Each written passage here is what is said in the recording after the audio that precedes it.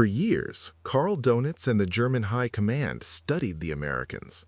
They looked at the Great Depression, the isolationist politics, and the modest pre-war fleet. They came to one conclusion. The U.S. Navy was a soft force, ill-equipped for the brutal, predatory reality of the Atlantic. They believed the U-boat was the ultimate apex predator, and the American merchant lanes were nothing more than a buffet. They were fatally wrong. Hitler's gray wolves had terrorized the Atlantic since 1939, but they were operating on an outdated assumption. They believed sea power was about individual duels and daring captains. They didn't realize that America wasn't just building a navy, it was building an automated system of extinction. By 1943, the wolf packs weren't hunting anymore. They were being hunted by a machine they couldn't outrun, outthink, or outproduce. The German failure wasn't a lack of bravery or technology. It was a bold misjudgment of American industrial philosophy. They expected a fight between sailors. They got a fight against a production line. This shock began not on the high seas, but in the sterile offices of German military intelligence. The Abwehr was excellent at counting ships, but they were terrible at understanding velocity. By 1942, reports began landing on Donitz's desk that defied the laws of naval tradition. In the German mindset, a warship was a craft, a piece of precision engineering that took years to finish. But the Americans had abandoned craftsmanship for throughput. Analysts in Berlin rechecked the numbers, certain there was a decimal error.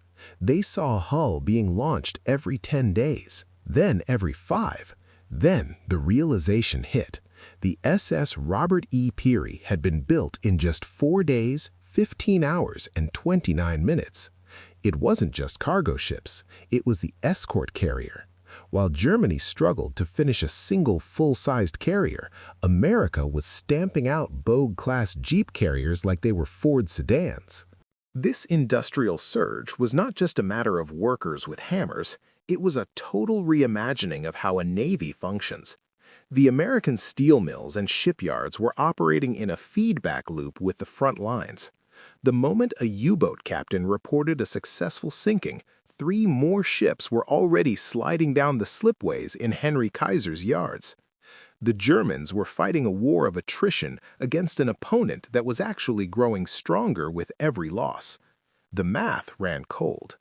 German analysts realized that for every U-boat they built, the Americans could build 10 escort ships. It was no longer a war of skill, it was a war of arithmetic.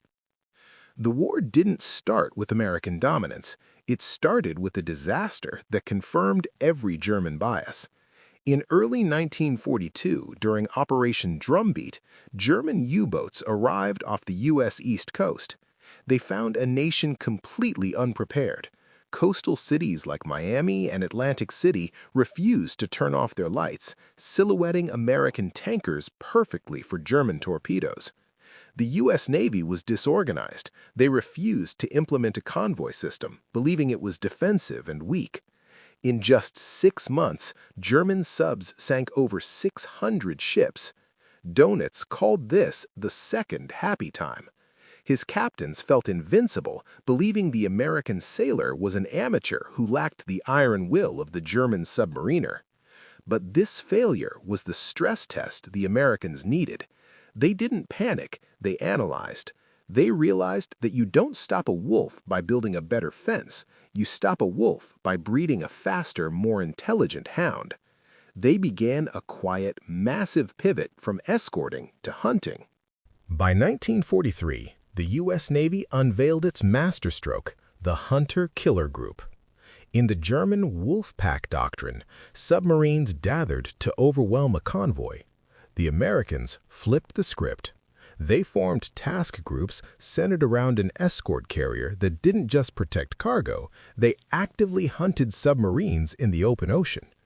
Imagine a U-boat captain surfaced at night to recharge his batteries. He feels safe because he's 500 miles from the nearest land.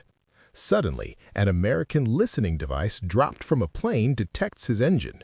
Within minutes, a Wildcat fighter and an Avenger bomber are diving from the clouds. They aren't just dropping bombs, they are dropping Fido, the world's first acoustic homing torpedo. The U-boat dives, but the torpedo hears the submarine's propeller and follows it into the depths. This was abundance versus sufficiency. The Germans were careful with their torpedoes. The Americans used ammo as throughput. If a sub was detected, they would saturate the water with hedgehog mortars, 24 contact-fused bombs fired at once. They didn't need a lucky shot. They used the law of averages to ensure a kill. It was process over heroics. The sky, which once offered the U-boats a reprieve from the surface ships, now became a source of constant lethal surveillance. The Americans realized that the best way to sink a submarine was to never let it feel safe enough to surface. The Atlantic is 41 million square miles, but by 1944, the Americans had turned it into a grid. The mobility differential was staggering. A U-boat moved at 7 knots submerged, but an American aircraft moved at 150. By closing the mid-Atlantic gap with escort carriers, the U.S. ensured that a U-boat could never surface to breathe without seeing a silhouette on the horizon. The Americans had mechanized the search using high-frequency direction finding, or HFDUF. Every time a U-boat radioed home to brag about a sighting, American stations across the Atlantic triangulated the signal in seconds. Before the German captain could finish his transmission, an American task force was already closing in. The consequence was force concentration and exploitation. The Americans could move an entire task group to a U-boat's location faster than the sub could travel 20 miles. They were playing a game of latitudes while the Germans were playing a game of inches. This synchronization of information and firepower meant that the gray wolves were being herded into killing zones of their own making. In the final stages of the war, the U.S. Navy conducted Operation Teardrop. This wasn't a search, it was an industrialized sweep.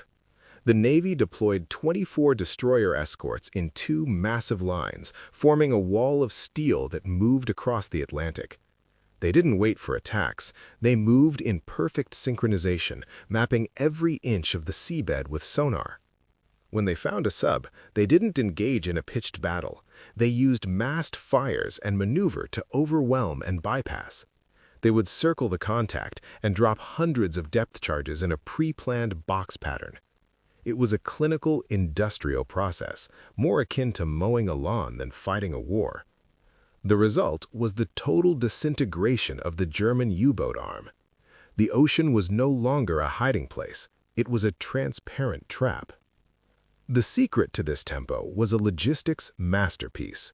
While German subs had to return to occupied France for torpedoes and fuel, American hunter-killer groups were resupplied in the middle of the ocean. Through a network of specialized oilers and supply ships, the U.S. Navy mastered underway replenishment. They could transfer fuel, ammunition, and even fresh food between ships in heavy swells. This continuous supply enabled a physics-defying tempo. A captured German commander was once brought aboard an American ship and saw the sailors eating fresh bread and ice cream. He realized that while his men were starving in a tin can, the Americans had so much industrial capacity they could afford to send ice cream barges into a war zone. This wasn't just about comfort, it was about sustainment.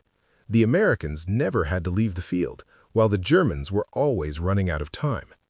This logistical superiority meant that an American ship could remain on station for months, maintaining a state of high alert that the German crews, battered by weeks of travel and poor nutrition, simply could not match. The doctrine contrast was the final nail in the coffin.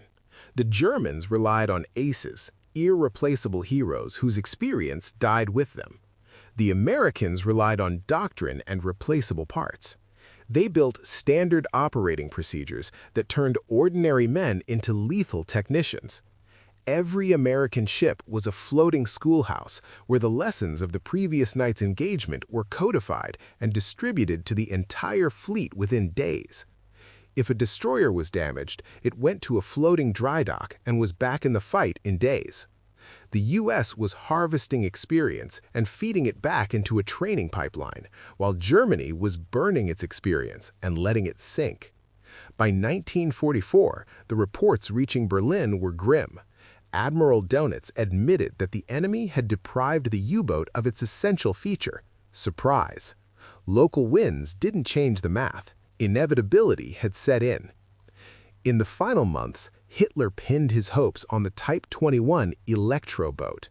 It was a technological marvel, featuring a streamlined hull and massive battery capacity that allowed it to outrun most escorts while submerged. But it arrived in a world where the Americans had already mastered the math of the kill. The Americans didn't wait for the new boats to arrive. They used their massive bomber fleets to strike the assembly yards and mine the exit channels of the Baltic. The Type 21, which should have been a game-changer, was strangled in its cradle by the sheer weight of American industrial output. The story of the Wolf Killers isn't just about better guns or faster boats. It's a lesson in the philosophy of modern power. Victory goes to the side that can build a system of sustainment. Hitler feared the Americans because they turned a chaotic ocean into a controlled environment. They didn't just hunt the predator, they industrialized its extinction.